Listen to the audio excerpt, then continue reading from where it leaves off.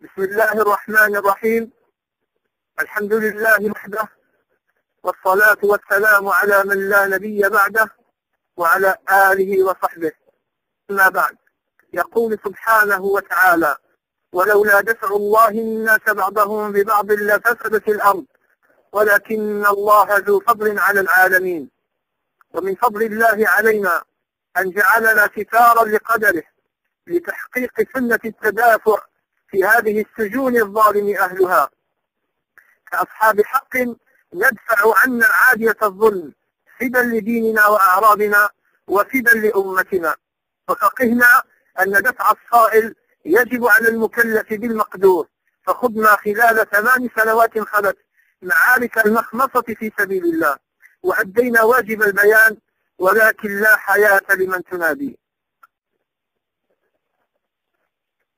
الكل يعلم أن انخراط المغرب في الحرب العالمية على الإسلام وأهله كان أبرز تجلياتها حملة الاعتقالات المسعورة في صفوف شيوخ وشباب أهل الحق الحاملين لواء السنة والجماعة، لا لشيء إلا أنهم قالوا ربنا الله على هدى من الله وعلى هدي رسول الله صلى الله عليه وآله وسلم.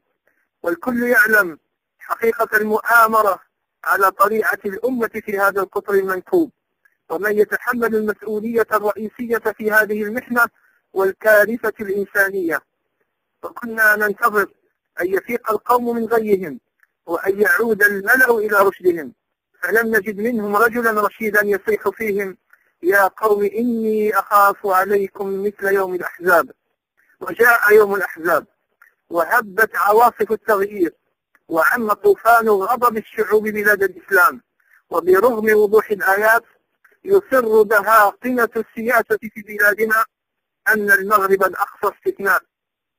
ولترسيخ هذه القناعة الواهية تم تسريب أخبارا أكيدة مفادها الإخراج عن مجموعة السياسيين الست الذين نفرح لفكاكهم، لكننا فهمنا عمق المؤامرة القاضية بتسويق هذه الإشارة التفافا على مطالبنا وذرا للرماد في العيون، فكان أن قررنا الاعتصام كسبيل بديل عن الإضرابات عن الطعام، واختصارا للوقت، وحسما للموقف، وإيقافا لمسلسل الوعود الكاذبة والمناورات الماكرة حتى يقضي الله أمرا كان مفعولا. وإننا لن نرضى بأقل من إعلان واضح صريح يقضي بحل شامل للملف في إطار زمني معقول.